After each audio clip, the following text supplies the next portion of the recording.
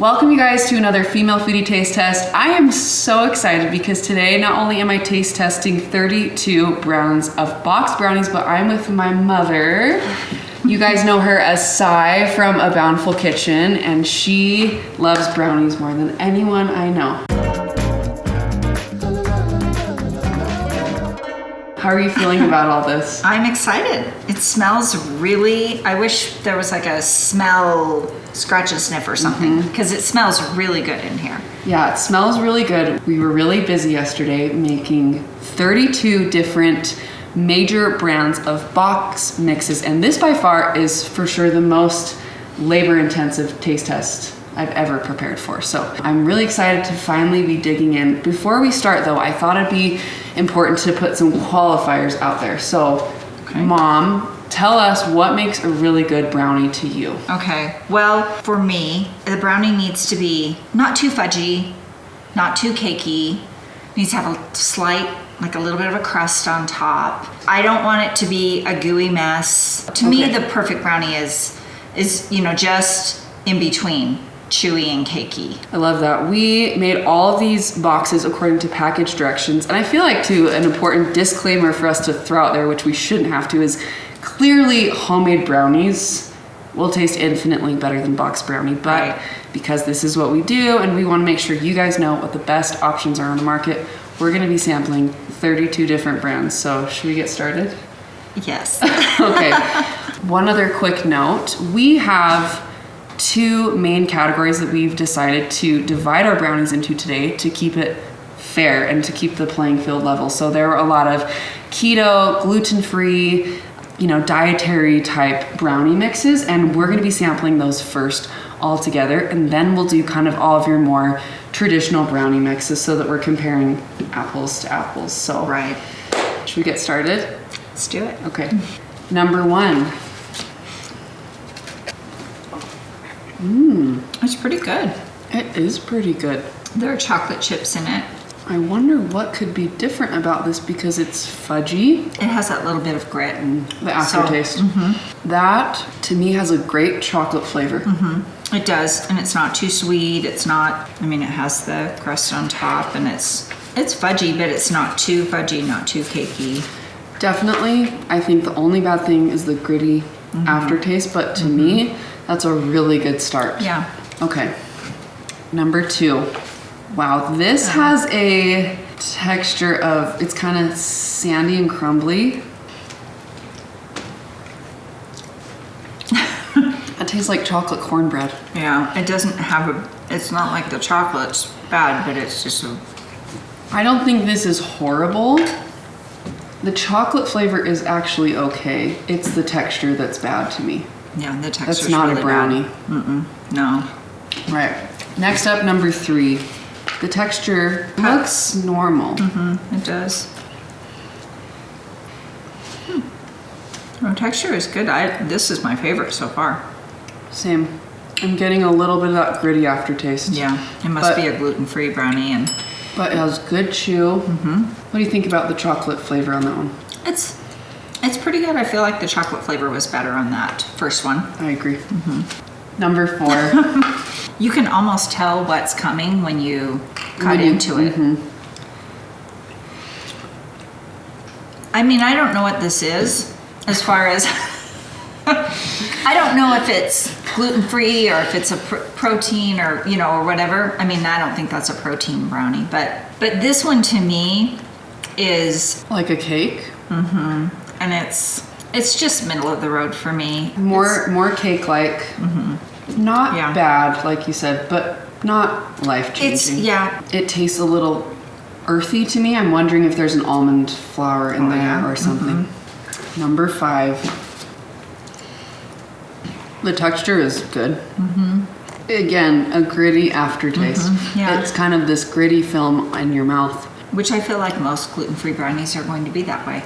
That's just the way the cookie crumbles. Number six looks like not like a normal brownie. That's the worst one we've tried. There's something awful in that. I don't want to swallow that. That is not good. Whatever that one is, don't buy that one. Okay, number 7. This looks like fudge on a plate. It doesn't look like a brownie. Kind of tacky, almost. Oh, ooh. It tastes like, I don't know, it's just so weird. It's like, Very chewy and like gummy. Yeah, gummy. There's no rise in it, and it's very, look, it's very pliable. You could do like You brownie could play art with your this. kids with this. You could make things out of this with, I don't know. From brownie art, it would be good. What, number 8? Oh, 8. This one's dark. I just can't. Butter's bad. It almost tastes like licorice. It has a very weird. Oh, it does.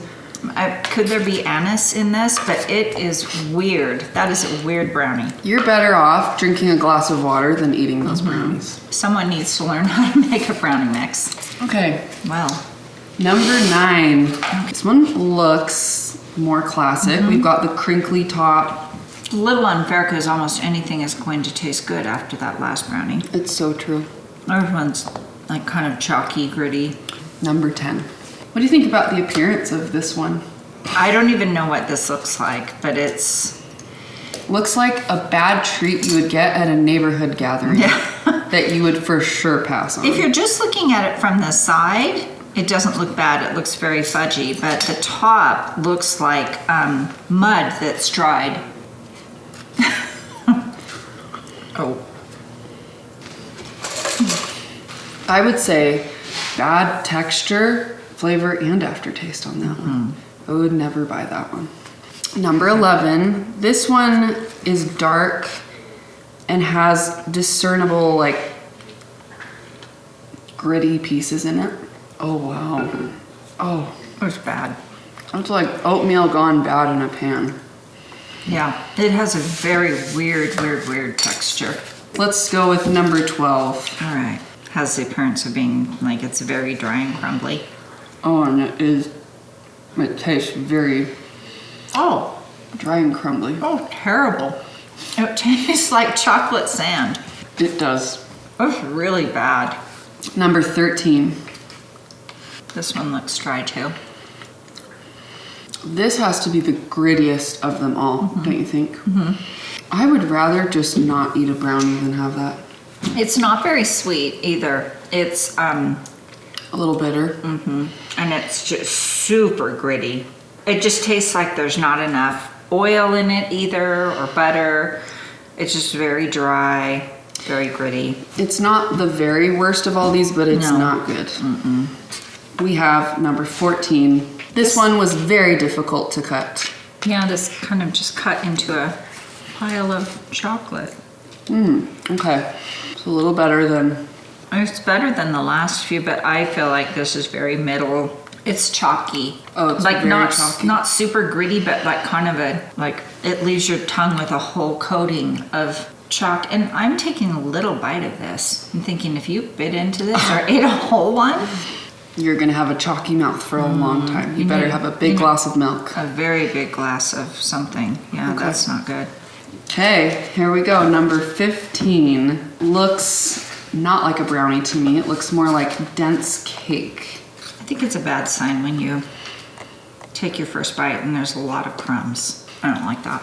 It's kind of, it doesn't taste rich at all. Tastes earthy to me. Yeah. Like there's whole wheat flour in there or something. Maybe there's brown sugar. I don't know. There's almost I looked to make sure. It's not burnt, but it has a little bit of a burnt taste to it. But it's not, that is not a good brownie. Not our favorite.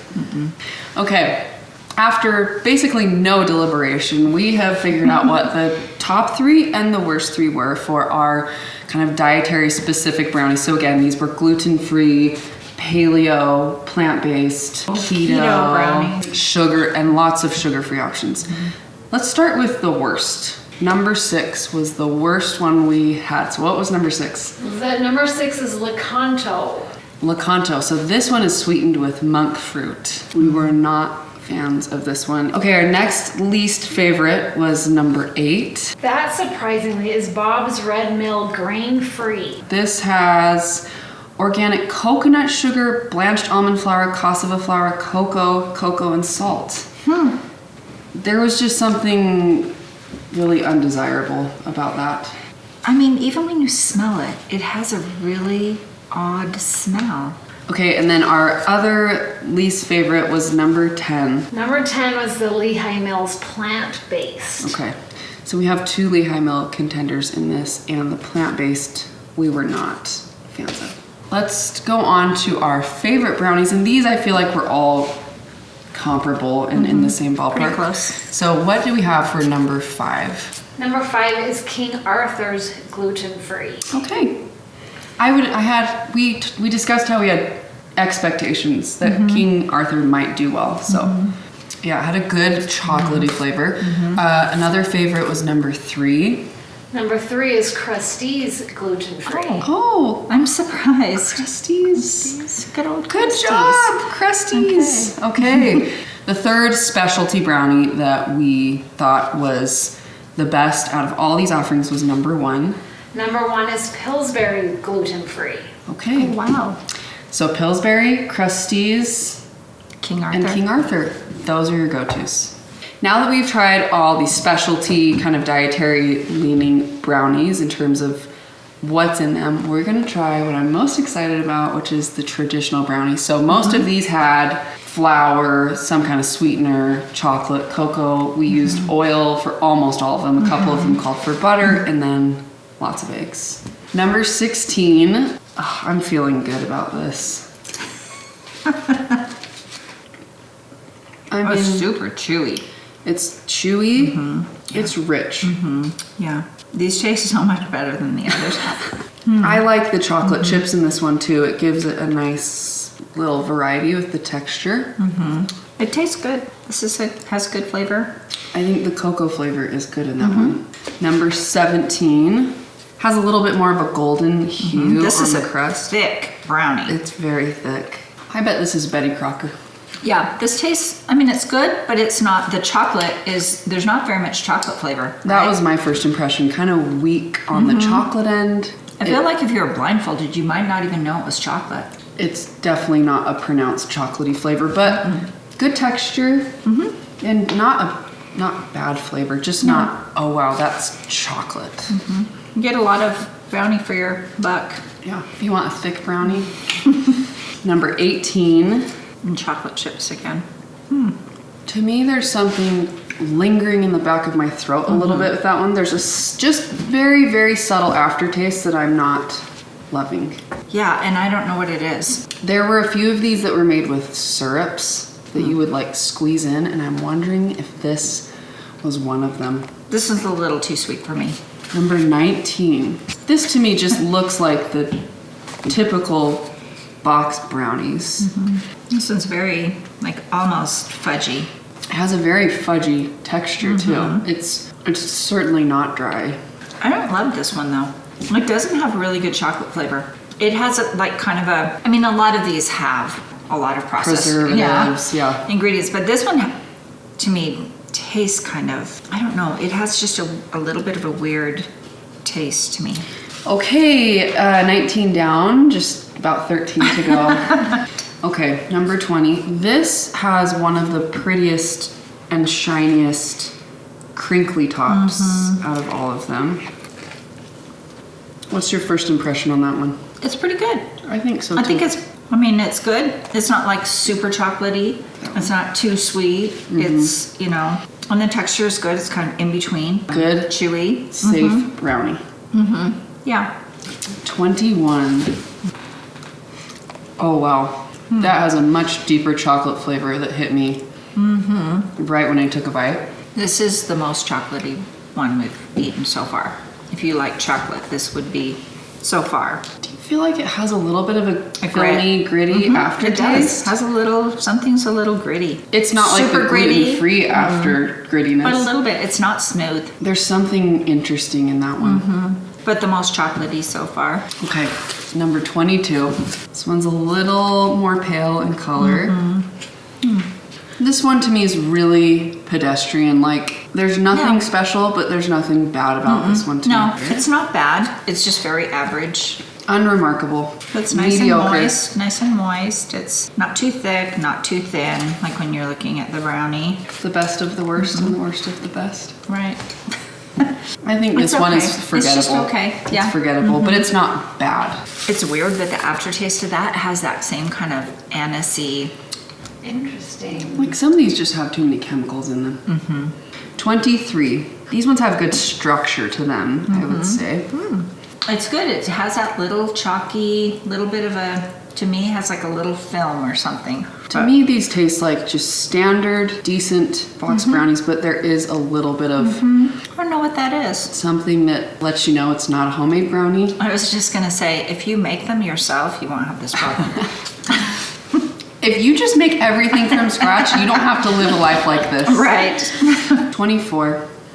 Wow. It was very fudgy. This one's still very wet and Almost you know, yeah, no crumbly going on here, but almost like it's raw dough. It's still. too fudgy for me.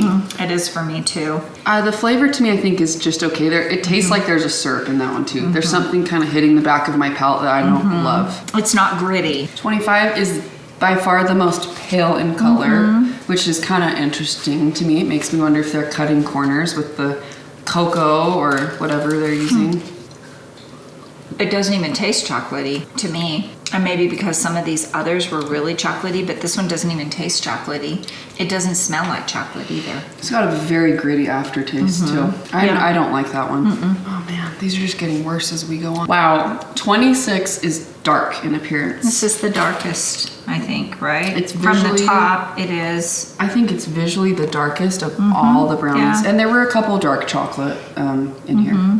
Good texture at first bite. Yeah, it's okay. It's just, to me, it's too wet. Like too, it's not even really fudge-like. To me, it just tastes like an underbaked brownie. Like way underbaked though. I love And- dark chocolate, but there's something, this is not satisfying in the way a good dark chocolate baked good is. No. If I was eating that plain on its own, I would not be going back for seconds. 27 looks like, This one does not look good. yeah, not good. Oh, it's very hard on the top.